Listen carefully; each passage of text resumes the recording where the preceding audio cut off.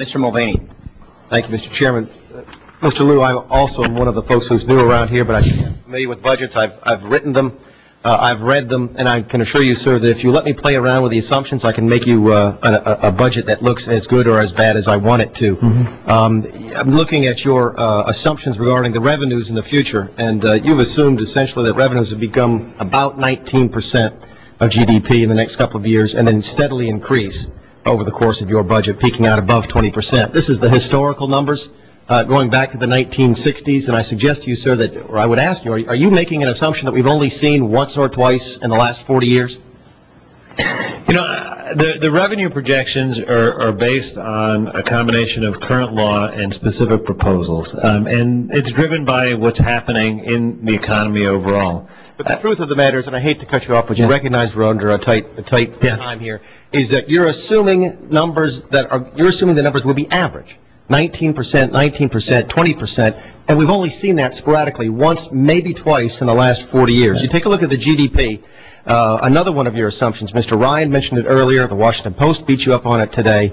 You're assuming rates of growth in the economy that dramatically exceed even what the CBO is assuming. Against that backdrop, you are also assuming interest rates dramatically lower than the CBO. I would suggest to you, sir, that to assume growth rates that are higher but interest rates that are lower is internally inconsistent, and I draw your attention to the fact that you've assumed an interest rate on the 10-year Treasury note of this year of 3%. Do you know what the 10-year traded at last week?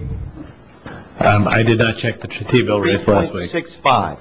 And your assumption is that it'll be 3% this year. The CBO, by the way, says it'll be 3.4. They're already too low. The CBO also testified that for every percentage point that they assume the interest rate is too low, it's $1.3 trillion of additional debt over the course of the 10 years. You've assumed revenues that are traditionally way higher than average, GDP that is higher than anybody else thinks, and interest rates that are dramatically lower than anybody else thinks. And I put it to you, sir, that is the reason that this is not a credible document. And I go back and I look at the past couple of budgets that the President has offered. 2 years ago, he told us the deficit this year would be $900 billion in his budget.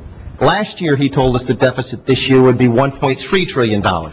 Yesterday, he told us it was 1.6. 2 years ago, he told us he projected that the budget deficit next year would be 557. Last year, he told us that number was going to be 829. Now he's telling us the number is going to be 1.1. I can't believe the numbers. I can't do it. And until we can get numbers that we can agree on, or at least in the middle of the assumptions, it's going to be very difficult for us to focus on policy. Is it a question? No, sir, it's not. Am I beating up on you? Perhaps unfairly so. But the point is this.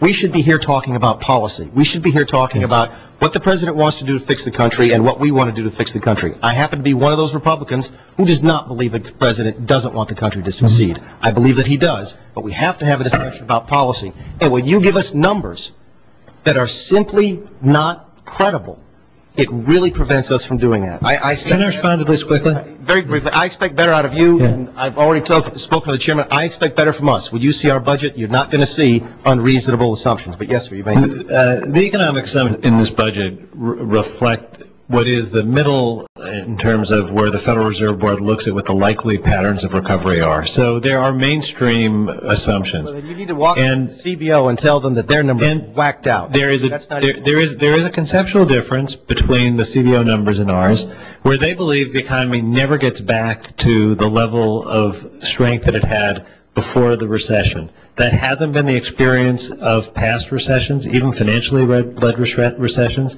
It's taken longer, but we've gotten back. So there may be year-to-year disagreements, but we think we have very credible economic assumptions, and I'm happy when we have more time to go through them in some detail. Thank you.